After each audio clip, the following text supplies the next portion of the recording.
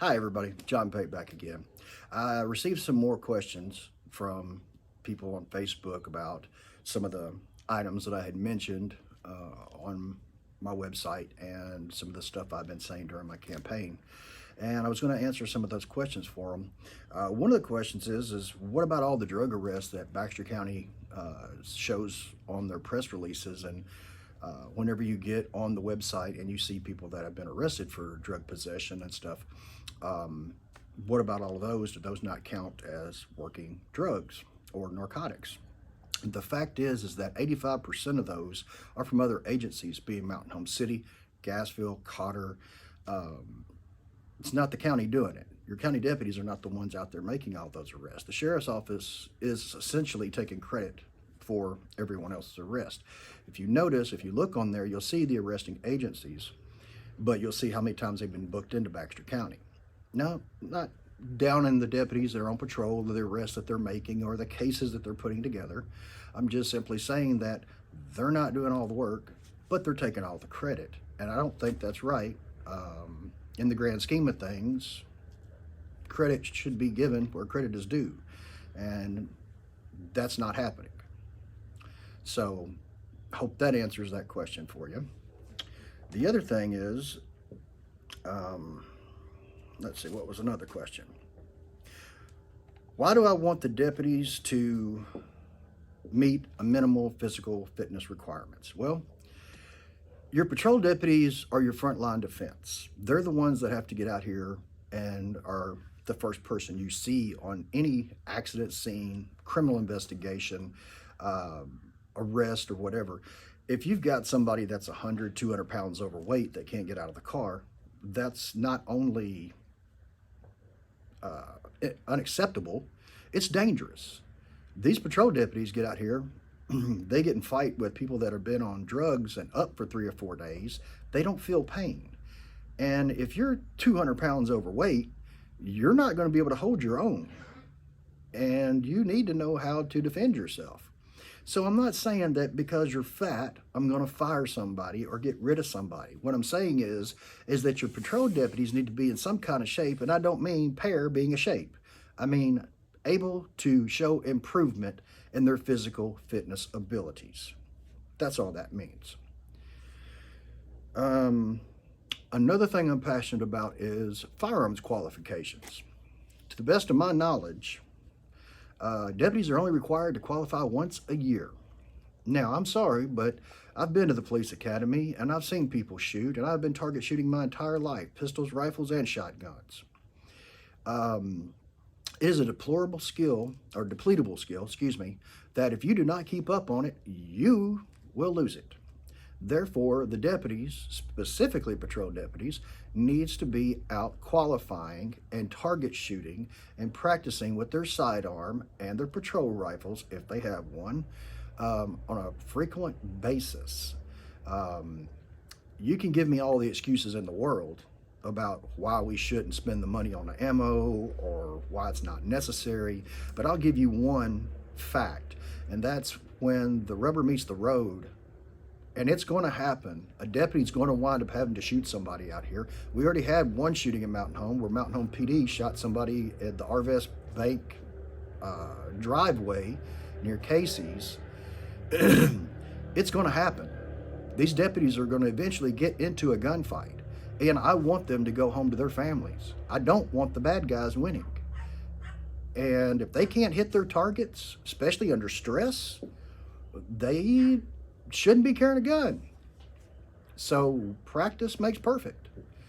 Muscle memory makes it even that much more effective. Therefore, we need to get out there and get them on the range more frequently. Now, moving on. Somebody asked me about donating my salary. Yes, I'm donating my salary to outfitting units for the canines and for sending the officers to canine school. Again, the canines are free through grants, okay? Some of the canine training for the officers is also available through grants. From what I'm told, I can't be 100% on that, but I can tell you that I won't take a dime of that money. That's all going back into the sheriff's office, be it for equipment or whatever else. So yes, I don't need their money. Okay. Am I rich? No, I'm not rich. I just know how to manage my money. Let's talk about the dispatch center. How many times have you called 911 and been told, oh, you need to call the sheriff's office, and they give you a phone number? We have a state-of-the-art 911 center right across the street from the sheriff's office, and yet it's not being utilized for the sheriff's department. Why do you have to call 2 or 3 numbers just to get a simple report, or to report a reckless driver, or whatever it is? The dispatch center, the 911 center, doesn't dispatch the sheriff's office. They may on certain circumstances, but ultimately we have spent hundreds of thousands of dollars we wasted hundreds of thousands of dollars on putting a radio and dispatch room in the jail, in the control tower. People don't realize this, but if the inmates were to be able to take over that control tower, they could take over the jail, which means they could shut down all communications between all the deputies. One of the things I highly suggest, and if I'm elected, I'm going to push for, is to get rid of the dispatch center in the jail and move it back across the street to the state-of-the-art 911 center, where you can call 911 and talk to an actual person that will dispatch the appropriate deputy, officer, fire, EMS, or whatever, without having to make multiple phone calls just because the current administration wants to control everything. I've called up there several times to report stuff, and I could hear inmates screaming and yelling in the background, or it was an emergency and I'm put on hold because, well, they can't hear over the inmates, or I get a jailer that answers the phone that has absolutely no business running a radio or answering the phone. He was just up there relieving the lady so she could go on a potty break. Now, if you don't agree with me, then you haven't called 911 enough or had enough contact with them. Go up there and take a tour of the jail. Ask them. Say, can I go see this dispatch center, this so-called dispatch center you have, and take a look at it? First off, they're going to tell you no, which for safety reasons I can see why. But the fact of the matter is, it's a waste of money. It's a waste of funds. The computers, the phones, all of that could have all been utilized to give deputies raises, buy newer vests, newer equipment, and outfit our deputies with better, maybe even buy body cams. Wouldn't that be a switch, huh? Our patrol units don't have body cam. Our patrolmen don't have body cams. Our cars don't have dash cams. Who are we going to believe? The city's got them. They don't have body cams, I don't think, but why is there not, cameras in the car? What are they going to do? What is the county going to do to fight a lawsuit when there's actually a situation in which a deputy has to shoot somebody or gets in a fight with somebody and hurts somebody, and it's the deputy's word against the bad guy's word? Video don't lie. So that's something that needs to be implemented right there. That's money that needs to be moved around. It's that simple. One of the things the current administration does is sends all their jailers to the police academy. Now, the current police academy is 14 weeks. They send them off to the police academy as jailers to get certified as police officers. That means we're without personnel for 14 weeks while they're gone off to the police academy. We're paying their salary, we're paying their insurance. For what? So they can come back, start sending out resumes to other agencies. Hey, I'm a police officer. I've been to the academy. Hire me. Essentially, we are a training ground. Here's my point. No offense to the current jailers. You signed up to be a jailer. You applied to be a jailer. You got hired as a jailer. You didn't apply as a patrolman and get hired as a patrolman or as a deputy. You want to be a police officer? I understand. And personally, I think every deputy and police officer should start off in the jail, because if you can't control people in a controlled environment, how are you going to control people in an uncontrolled environment? So it's really, really essentially excellent training for controlling people in situations, teaches you how to de-escalate situations. There's a lot of benefits to it. But the fact is we've turned into a training ground for other agencies to reap the benefits. Baxter County has one of the highest turnover rates in the state. It's true. You can go to the circuit courthouse right now, second floor, talk to the lady upstairs, and ask to see the stats, the turnover rate, how many people we have hired and lost. Just at the sheriff's office alone, between the jail and the sheriff's office, it will blow your mind. It is unbelievable. So, let's see. What have I not covered? My stance on marijuana. That's the biggest one I keep getting. What is my stance on marijuana? I'll tell you my stance on marijuana. I think it should be legalized all the way around. We legalized alcohol. Colorado legalized weed. Multiple other states. California has legalized marijuana. I think it should be controlled and regulated just like alcohol. Got to be 21 to buy it. Got to be 21 to consume it. You get out there and drink and drive, you go to jail. You get out there and smoke and get high and drive, you go to jail. There's consequences with everything we do. But there's way too many benefits from marijuana to discredit it and say, no, it's a bad thing. It's not a bad thing. It helps people every day. I think it's something that current society needs to get used to. It's here to stay. Ultimately, it will be used for recreational use, just like beer. Am I against it? No, I'm not against it. I'm not against anybody using it. I'm against people breaking the law by cultivating it and selling it in large quantities. I'm against people getting high and driving down the highway stoned. I think that's irresponsible. That's the same as if you drink a six-pack and get behind the wheel, or a fifth of vodka and get behind the wheel. You're being irresponsible and you have to face the consequences. So what do I think about weed? I don't have a problem with it. As long as you have your green card and you are within your quantity amount, I don't have a problem with it. Even if you go over quantity amount, maybe you have some left over from last month that you hadn't finished. First off, why is it in the car with you?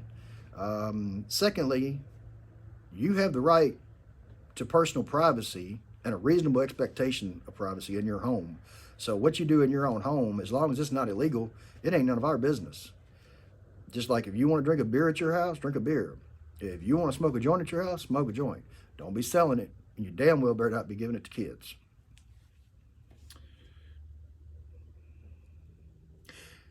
Something else that bothers me that I brought up, why do we have so many gravel roads in Baxter County, and yet we have no four-wheel drive trucks to patrol those roads?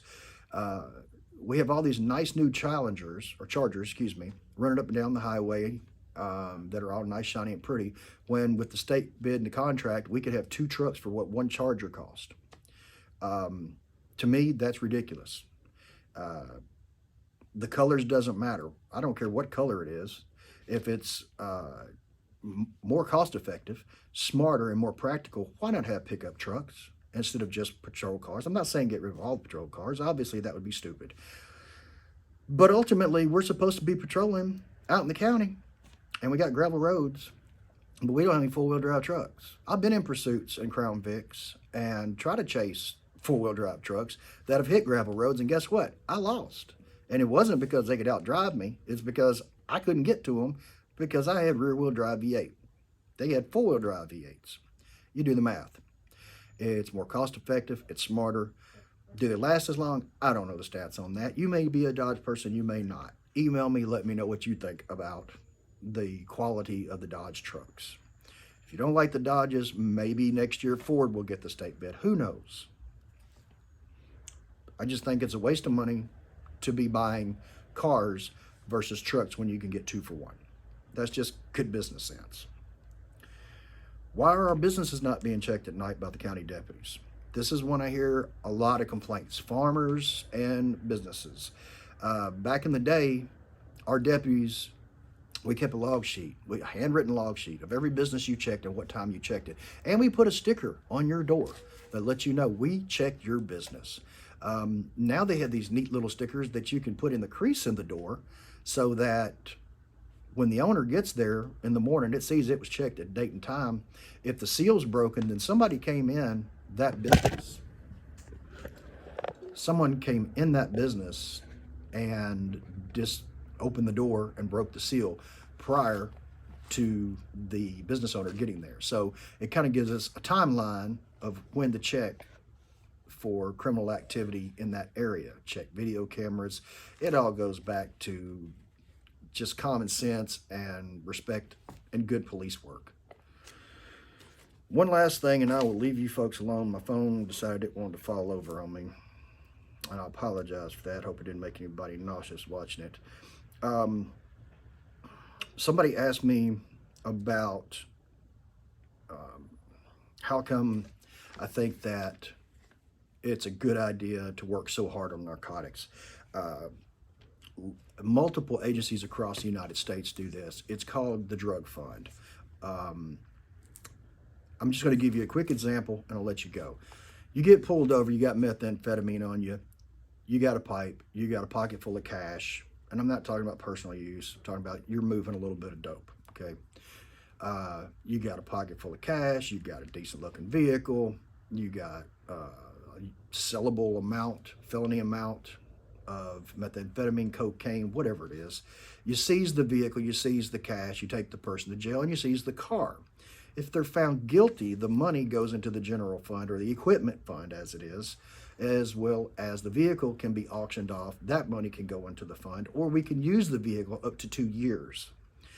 Now, everybody likes nice things. Our deputies want raises. We need better equipment. If you work dope and you do it right, and you work with your prosecutors and you work with everybody involved,